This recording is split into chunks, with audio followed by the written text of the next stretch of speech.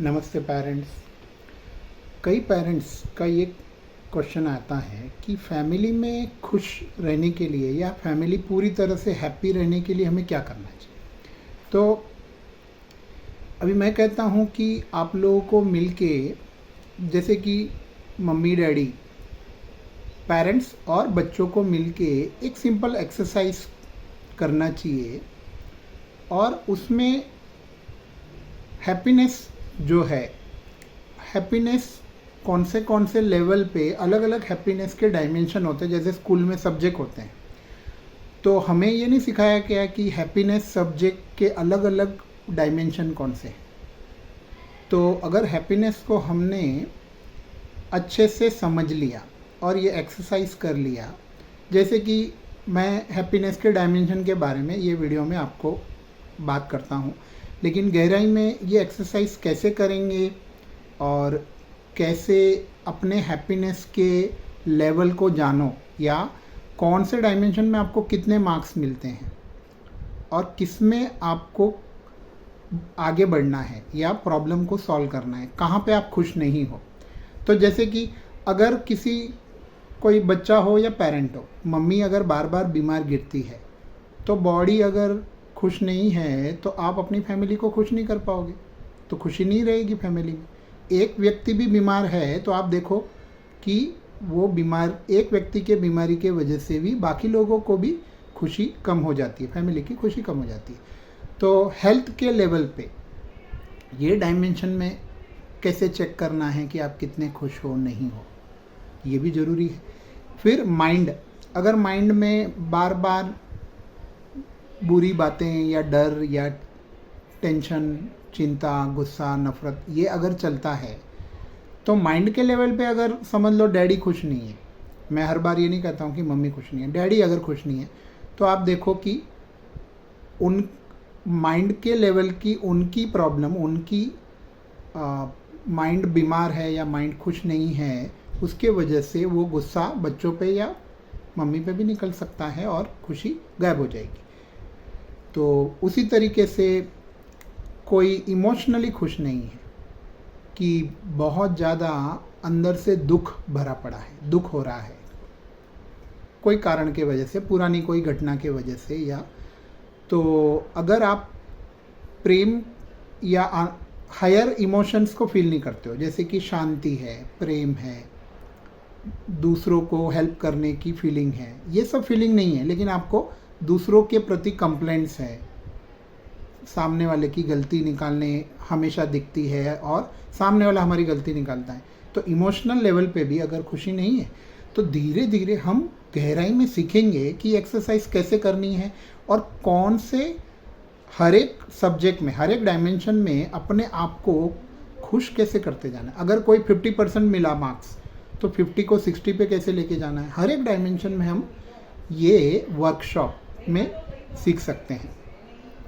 फिर इमोशनल के अलावा और क्या हो सकता है, जैसे कि अभी कोई चीज़ की ज़रूरत है आपको, उसके लिए आपको पैसा चाहिए, तो अगर फाइनेंशियल डायमेंशन में भी कोई खुश नहीं है तो भी प्रॉब्लम्स बढ़ेंगे। पैसों के वजह से अगर आपको घूमने जाना है लेकिन आप घूमने का प्लान कैंसिल कर दोगे क्योंकि टिकट्स महंगी है, फाइनेंशियल डायमेंशन में हम खुश नहीं हैं।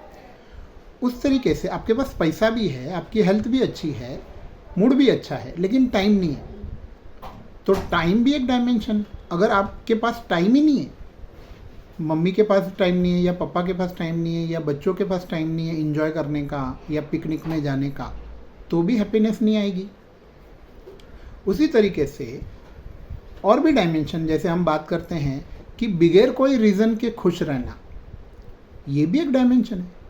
हर बार खुश रहने के लिए मुझे ये खाना मिलेगा या ये घूमने जाना मिलेगा या मैं कोई ऐसा बिहेव करेगा, तो ये डायमेंशन जो है वो कोई सिखाता नहीं और किसी को पता ही नहीं। बिगैर कोई कारण के सुबह सुबह आप बहुत खुश हो, कोई रीज़न नहीं, किसी ने कुछ किया नहीं, लेकिन आप खुश हो, तो इसको स्पिरिचुअल डायमेंशन कहते हैं, जो बहुत इंपॉर्टेंट डायमेंशन है।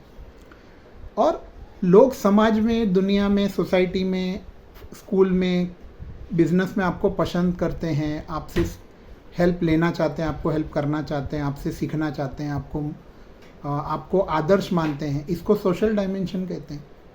तो बच्चों को भी धीरे धीरे, देखो बिल्डिंग में अगर बहुत लोग उनको पसंद करते हैं, उसके बहुत सारे दोस्त बन जाते हैं आसानी से, तो सोशल डायमेंशन व्यक्ति को खुश करता है।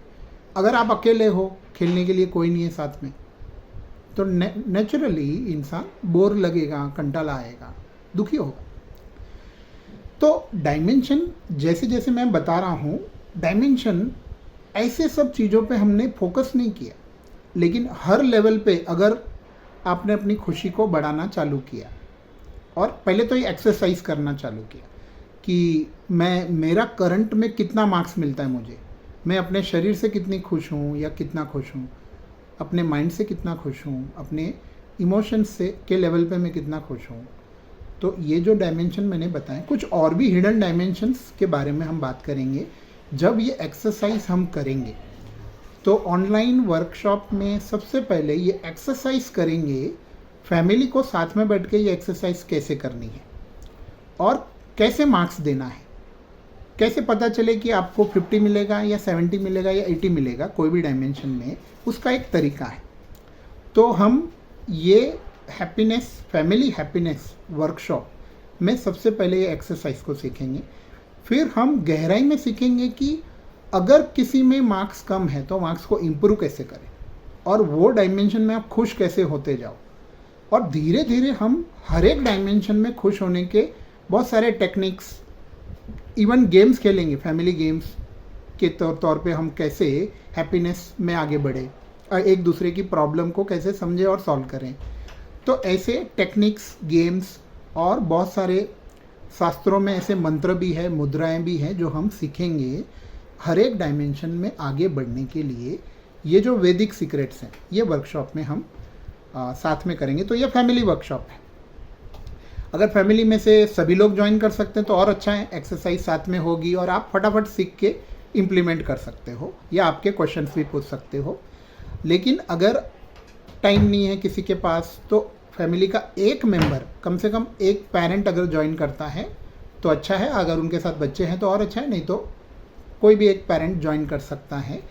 और इसके हर एक डायमेंशन के ऊपर हम कम से कम 1 या 2 सेशन लेके प्रैक्टिकली आपको हर डायमेंशन में इम्प्रूव कैसे होना है ये हम सीखेंगे। तो मैंने जैसे अभी 6 या 7 डायमेंशन बताए, कुछ ऐसे डायमेंशन भी है जिसके बारे में कभी हम सोचते भी नहीं। वो डायमेंशन भी आपको पता चलेगा कि इसके वजह से मैं खुश नहीं हूँ, ये डायमेंशन की वजह से मेरे बाकी के सब डायमेंशन बिगड़ रहे हैं, मेरी तबीयत बिगड़ रही है, मेरा मूड अच्छा नहीं रहता है, मेरा लोगों के साथ रिलेशनशिप बिगड़ रहा है। तो ऐसे छुपे हुए डायमेंशन पे भी हम बात करेंगे। तो ये जो उम्मीद है कि आपको ये क्वेश्चन का आंसर मिल गया कि फैमिली में खुशी कैसे लानी है या खुशी क्यों नहीं होती है। पहले तो खुशी का डायमेंशंस में अपने आप को मार्क्स देना चालू करो, फिर तीनों मेंबर के मार्क्स आपके सामने हैं, फिर आपस में समझ में आ जाएगा कि कैसे कौन से डायमेंशन से हम पे ज़्यादा फोकस करें। हर एक डायमेंशन में आगे बढ़ने के टेक्निक्स हम सीखेंगे और ये वर्कशॉप जल्द ही हम स्टार्ट करेंगे और छुट्टी के दिन जैसे कि संडे के दिन रखने की कोशिश करेंगे ताकि ज़्यादा से ज़्यादा फैमिली मेम्बर्स ज्वाइन कर सकें।